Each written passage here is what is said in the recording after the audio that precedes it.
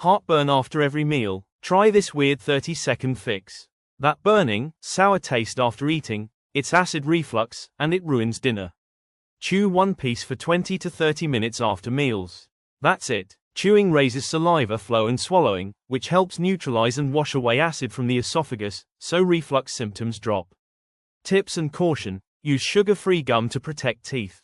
Chew for 20 to 30 minutes after the meal when reflux risk is highest.